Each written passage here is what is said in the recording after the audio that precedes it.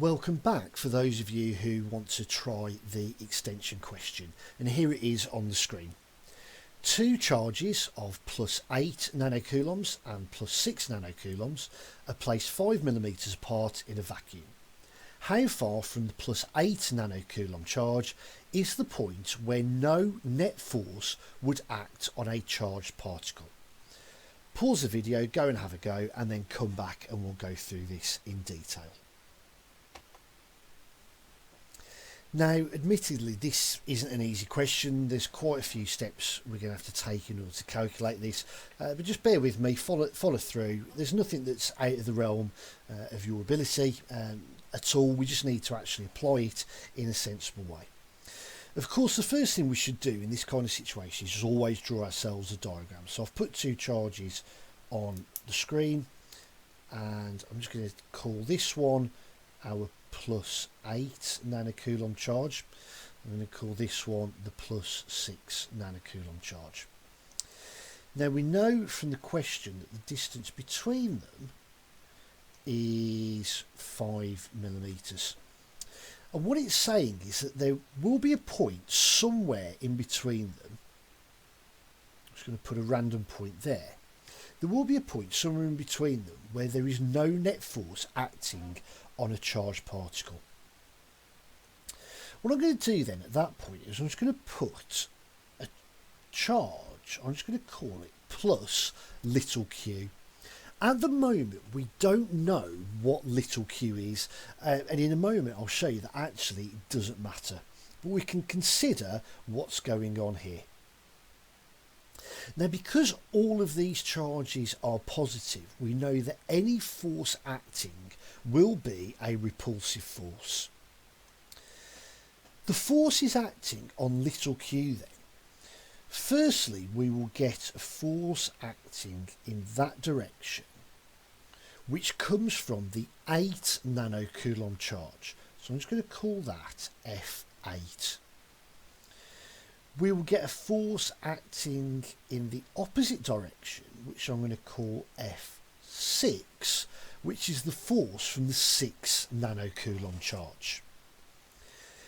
Because we're saying there's no net force acting at that point, we can say that we just want where the magnitude of those two forces is equal. So F8 is equal to F6.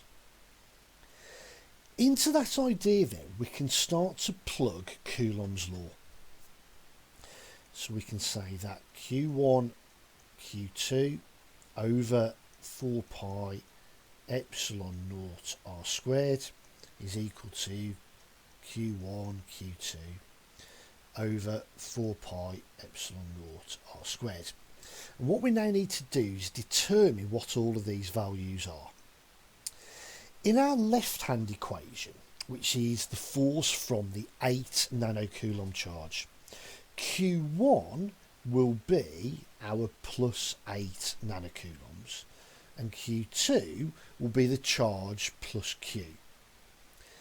Our distance is the distance between those two charges, which I'm going to call X, and is what the question is asking us for. In the right-hand equation, Q1 is the +6 nanocoulomb charge, and Q2 is Q again. Our distance is this distance here, which if we look closely we can see is 5 minus X.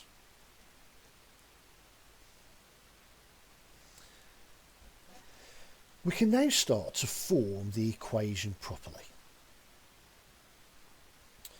We have 8 times 10 to the minus 9 multiplied by little q. We're going to divide that by 4 pi epsilon naught multiplied by x, this unknown distance, squared. On the right hand side we have 6 times 10 to the minus 9 multiplied by q, and we're going to divide that by 4 pi epsilon naught multiplied by our distance, which is 5 minus x all squared. Now at that point, we'll note that here I've written 5 minus x. If we were doing it purely in SI units, we probably should have written it as 0.005 minus x. But you'll see why I didn't bother doing that in a moment. If we go back to what at the moment is looking at quite an unwieldy and actually quite a nasty equation, when we look at it closer we can see that actually here quite a lot of this is going to cancel out because we've got it on both sides of the equation. 10 to the minus 9 appears on both sides and therefore cancels out. 4 pi epsilon naught again appears on both sides and therefore cancels out. We can also see that we've got our little q, this charge that we didn't bother to put a value on, also appears on both sides of the equation, and therefore once again we can cancel it out. We can now hopefully see the reason why I didn't bother writing it as 0.005 minus x in our equation, because any conversion factors that we would get in x and in 5 minus x to convert it from millimetres into metres, in other words dividing by 1,000 on both sides, well, they're also going to cancel out. So all we need to remember is that instead of working in metres here, we're working in millimetres, and our answer eventually will give us millimetres. That equation that we just had then was obviously quite messy, so let's just rewrite it now with everything removed. We've got 8 over x is equal to 6 over 5 minus x all squared.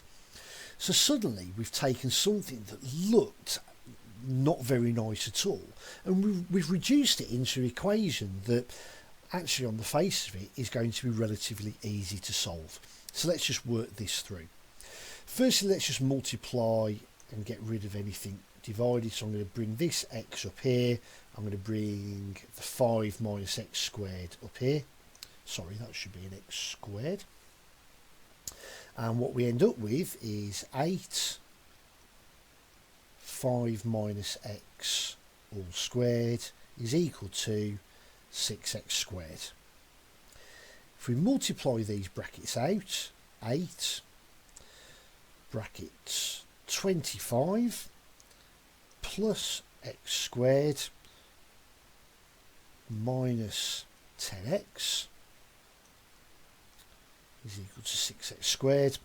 Multiply the brackets out further, we end up with 8x squared minus 80x plus 200 is equal to 6x squared.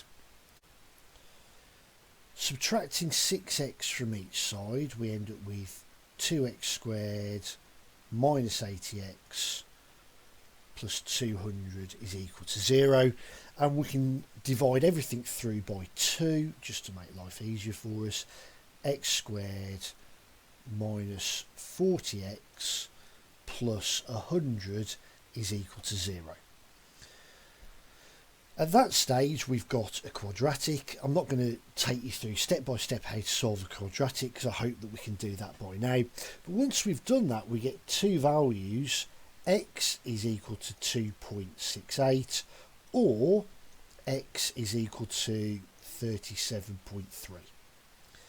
Now if we take it back to the original context of the question, the two charges were 5mm apart and we were looking for a point in between them.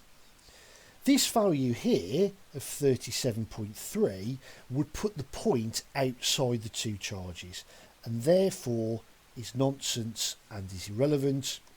What we're left with is our final answer of 2.86mm.